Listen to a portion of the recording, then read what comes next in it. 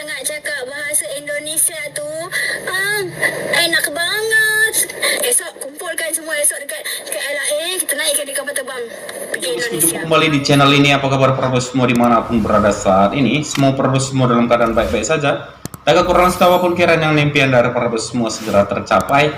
Jadi kalau para bosku menyadari ya, bahasa Indonesia itu sangat disukai di negara tetangga kita Malaysia, bos. Bahkan saking sukanya negara tetangga kita dengan menggunakan bahasa Indonesia, sampai-sampai bahasa Melayu mereka itu nggak mendapat tempat di negaranya sendiri ya. Tapi kalau kita melihat jumlah usia tahun mereka sudah merdeka, bosku, rasanya sangat lucu ya jika mereka masih mengalami krisis identitas. Dan kenapa bisa kita katakan mereka sedang menghadapi krisis identitas? Sejatinya hal ini itu dibahas sendiri oleh salah satu penggiat media sosial dan juga tokoh politik yang ada di negara Malaysia, bosku, yaitu Takib Saker.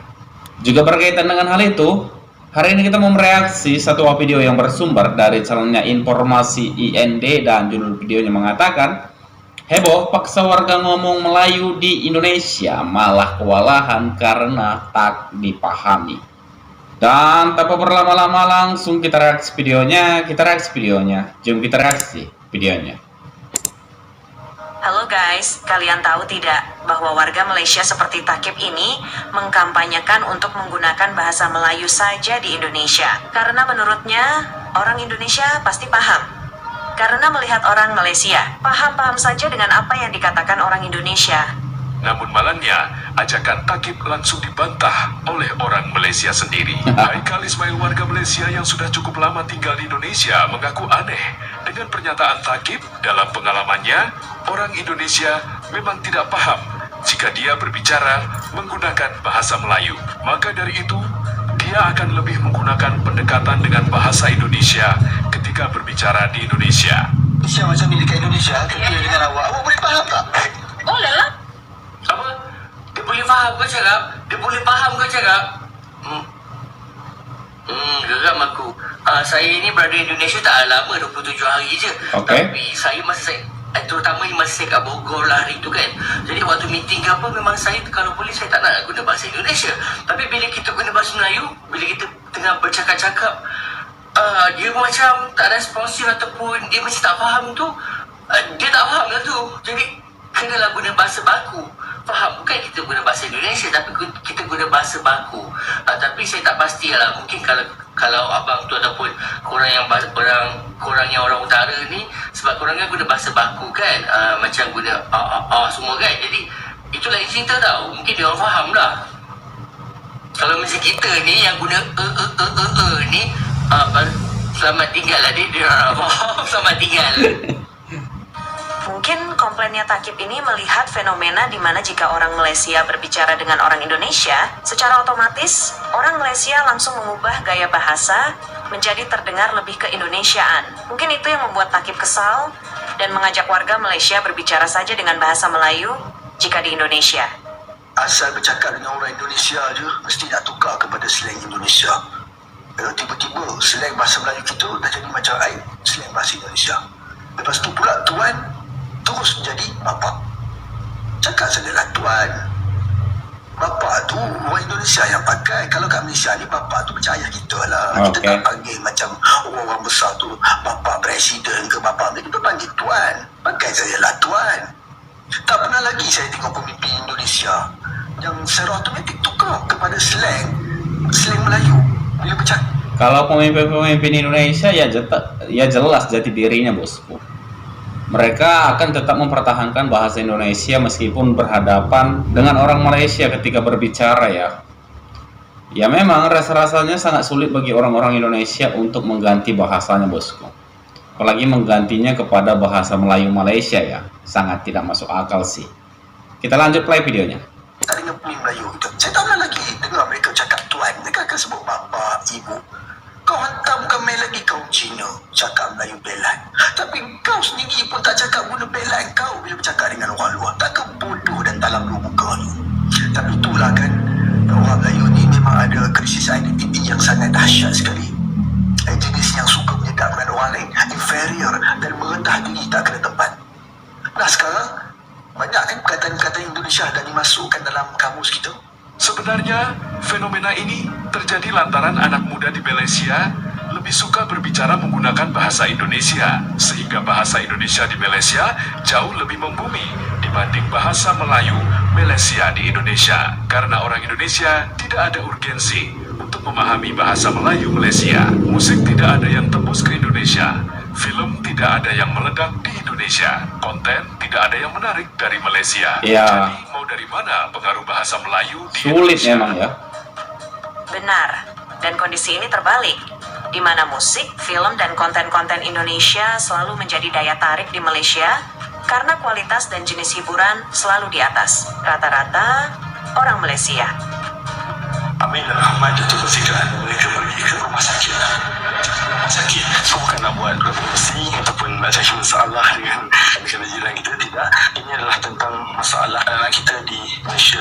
Sebenarnya bukan satu masalah pun. Kalau ikutkan, bukan satu masalah. Sebab anak kita kalau dia bercakap bahasa selain daripada bahasa Melayu, sebenarnya itu adalah satu kelebihan untuk dia kan. Kalau bercakap dalam pelbagai language. Cuma yang menjadikannya masalah adalah bila mana anak kita menggunakan bahasa yang tidak sesuai di waktu yang tidak sepatutnya. Contohnya macam ni, anak kita sedang mandi perdesaan ataupun anak kita nak buat karangan lah dekat sekolahan dalam bahasa subjek bahasa Melayu. Kalau dia tidak kaya dengan kosakata, dia akan menggunakan bahasa selain daripada bahasa Melayu, dan ini akan menjadikan masalah kepada dia sendiri. Itu ada saya sembang dengan seorang cikgu ni. Dia kata anak-anak kita ni dia tak fasih lagi bahasa Melayu itu sendiri. Penggunaan dalam karangannya bercampur. Dia rojak bahasa yang paling dekat dengan bahasa Melayu kita, bahasa Indonesia. Contoh dia buat karangan kan, Amin dan Ahmad jatuh bersihkan. Mereka pergi ke rumah sakit. Berarti di rumah sakit. Nampak tak? Jadi sebelum anak-anak kita menggunakan bahasa selain daripada bahasa Melayu, dia sepatutnya fasih dulu bahasa Melayu itu sendiri. Mana Tapi menarik juga ya, sebagaimana kita tahu bahwa selama ini bahasa rojak di negara tetangga kita itu adalah bahasa Melayu yang tercampur dengan bahasa Inggris, bosku. Tapi lambat laun kebelakangan tahun ini, bos, terus terdengar bahasa rojak di negara tetangga kita ini yaitu campuran dari bahasa Melayu dan bahasa Indonesia, bos. Ini sangat menarik sekali ya. Kita mau lanjut kembali play videonya. anak-anak kita belajar bahasa selain daripada bahasa Melayu, dia dapat daripada apa yang mereka paling kerap dengar, daripada apa yang mereka tonton. Seperti mana yang dikatakan oleh pakar psikologi Vygotsky dalam bukunya Mind in Society. Secara rumusan dalam buku tu ingin mengatakan bahawa kanak-kanak ini belajar daripada persekitaran dan interaksi sosial mereka. Bagaimanakah persekitaran mereka, begitulah mereka akan jadi. Jadi Boyah kena tengok tentang tontonan kartun mereka, TikTok kan, ataupun persekitaran.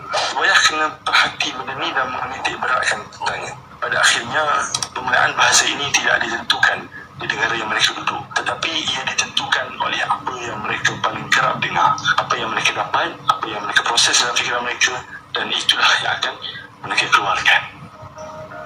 Karena hal itu, bahkan generasi boomer di Malaysia mulai panik dan mengutuk anak mudanya berbahasa Indonesia. Kasihan sekali anak-anak muda di Malaysia. Kepada anak-anak ibu ayah yang suka sangat cakap bahasa Indonesia tu, enak banget. Ya, saya suka semangka. Kamu sudah balik kok. Lewat banget. Kepada anak ibu ayah yang suka cakap bahasa Indo tu, lepas ni kuatkan volume. Ibu ayah boleh packing baju dia, bungkus baju dia, bungkus seluar dia, tudung dia, semualah keperluan pakaian dia. Lepas ni kita hantar dia pergi Indonesia. Sebab dia tak nak jadi orang Malaysia. Dia sibuk sangat nak cakap bahasa Indo, semangka, enak banget. Dia sibuk sangat. Esok kumpulkan semua esok dekat LA, kita naik ke kapal terbang pergi Indonesia. Dia sibuk sangat nak cakap bahasa-bahasa, bukan bahasa dia. Bahasa dia sepatutnya bahasa Malaysia. Dia kena cakap betul-betul. Saya nak tembikai. Sedapnya. Hari ni saya letih. Tak ada. Dia tak cakap. Capek banget. Saya mau semangka. Kalau macam tu kita packing baju dia, kita bungkus baju dia semua. Esok kita hantar dia pergi Indonesia. Dan demikianlah video reaksi kita hari ini, bosku. Jadi cukup meresahkan bagi negara kita Malaysia, bagaimana bahasa Indonesia terus meluas dan disukai di negara mereka, bosku. Bahkan informasinya bahasa Indonesia ini mampu mengalahkan bahasa asli negara Malaysia, yaitu bahasa Melayu. Tapi menariknya sebagai resah warga negara Malaysia berkaitan dengan bahasa Indonesia. Semakin rasanya orang-orang Indonesia bangga ya melihat bagaimana bahasa Indonesia meskipun tidak dikampanyekan ya. Tapi secara nggak langsung banyak sekali hal-hal yang membuat bahasa Indonesia terus menyebar dan masuk ke negara-negara lain, bosku. Ya, sepertinya ini adalah bukti bagaimana orang-orang Indonesia juga dengan bahasa Indonesia itu berhasil ya. Bahkan ramai juga generasi muda yang ada di negara Malaysia itu secara terang-terangan lebih suka menggunakan bahasa Indonesia jika dibanding bahasa Melayu Malaysia, bosku. Dan berkaitan dengan hal ini, bagaimana ini menurut tanggapan para bos semua berkaitan dengan video Reksta hari ini? Jangan ragu, jangan sungkan tinggalkan pendapat para bos semua di kolom komentar di bawah video ini. Dan terima kasih banyak telah menonton video ini sampai dengan selesai. Sampai jumpa lagi di video berikutnya.